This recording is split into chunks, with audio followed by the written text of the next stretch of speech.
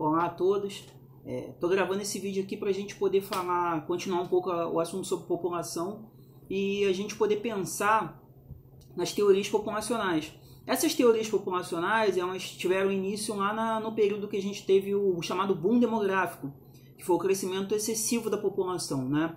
Tem um outro vídeo aí no canal que eu vou colocar, que é sobre transição demográfica. A transição demográfica relata um pouco desse processo aí de crescimento populacional. Basicamente ocorreu o quê? Durante a Revolução Industrial, a gente teve um crescimento absurdo da população, porque as condições de vida melhoraram, surgiram novos medicamentos, novos tratamentos medicinais. Então, as pessoas passaram a ter mais filhos e passaram a morrer menos também, né? Tiveram uma expectativa de vida maior. Com isso, a gente teve um crescimento populacional grande. Então, surgiram algumas ideias em relação a esse crescimento populacional. Algumas ideias até alarmistas em relação a esse processo de crescimento populacional. Uma dessas ideias estava relacionada ao que o Thomas Malthus escreveu, que era o seguinte: segundo Malthus, a população cresceu tanto que ia chegar uma hora que não ia ter alimento para todo mundo.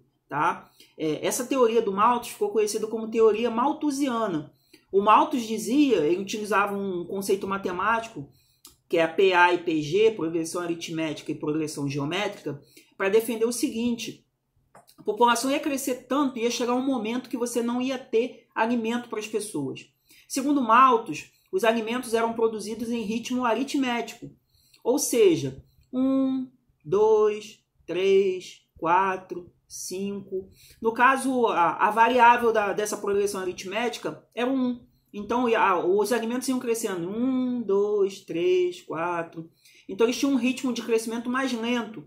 Enquanto que as pessoas, a população, crescia em ritmo geométrico, por exemplo. Ele dava o exemplo de uma progressão geométrica que tivesse uma variável 2. Então, a progressão geométrica começaria com 1, aí depois já pularia para 2, depois 4, depois 8, depois 16, depois 32, depois 64, ou seja, a população ia dobrando. Então o Malthus criou uma situação que ele falava o seguinte: olha, vai chegar uma hora que não vai ter comida para todo mundo e as pessoas vão morrer de fome. O erro do Malthus é que ele não considerava que, com os avanços das tecnologias, o ser humano seria capaz de produzir mais alimentos. Tá?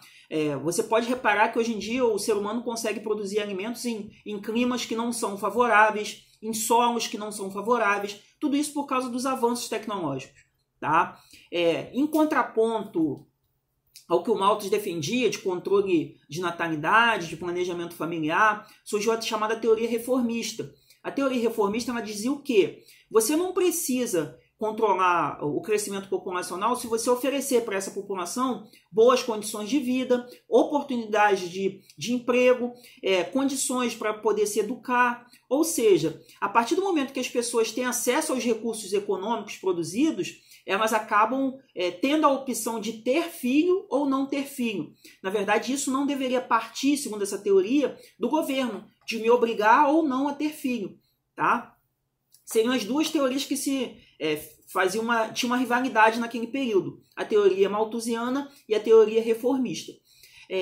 Atualmente, nós temos alguns casos, né, de outras duas teorias, que elas estão relacionadas com a ideia do Thomas Malthus, tá? Que é a teoria neomalthusiana e a teoria ecomalthusiana. A teoria ecomalthusiana é uma adaptação da teoria neomalthusiana. A teoria neomalthusiana diz o quê? Que os países subdesenvolvidos ou países pobres estão nessa condição porque eles têm uma população muito grande. Tá? Eles culpam o tamanho populacional pela pobreza desses países, ou seja, você é pobre e subdesenvolvido porque você tem uma população muito grande. E na verdade não é bem isso. Tá? Esses países subdesenvolvidos atualmente, eles sempre foram explorados por essas nações mais desenvolvidas. Por isso que eles estão nessa situação atual. Não é o tamanho populacional que indica se você vai ser desenvolvido ou não. Vide que Estados Unidos tem uma população grande, Japão tem uma população grande e nem por isso deixam de ser países desenvolvidos. Tá? A teoria ecomalthusiana, ela vem na mesma linha dizer o quê? O crescimento populacional nos países subdesenvolvidos vai fazer com que os recursos naturais se esgotem. Ou seja, o nível de poluição vai aumentar, a quantidade de recursos naturais vai diminuir, porque a população desses países vai esgotar com tudo isso, vai acabar com esses recursos. E, na verdade, a gente não tem uma prova disso, porque os países que já esgotaram seus recursos naturais, que já exploraram ao máximo a sua natureza, são os países desenvolvidos, são os mais industrializados, são os que mais produzem tecnologia no mundo. Por isso que essas teorias, muitas das vezes, elas têm um fundo de verdade, mas elas também têm situações que precisam ser discutidas. Elas não podem ser tomadas como uma verdade única. Tá? Existem contrapontos entre elas, entendeu? A gente não pode dizer que o ser humano não pode produzir alimentos em quantidade necessária, até porque todos os dias são jogados fora milhões de toneladas de alimentos.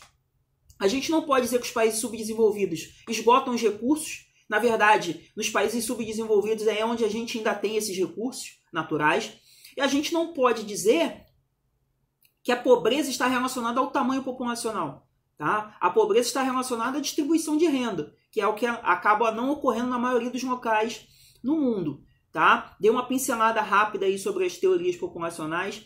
Depois eu posso gravar um outro vídeo aí para explicar mais a fundo cada uma, tá bom? Fiquem com Deus e até a próxima.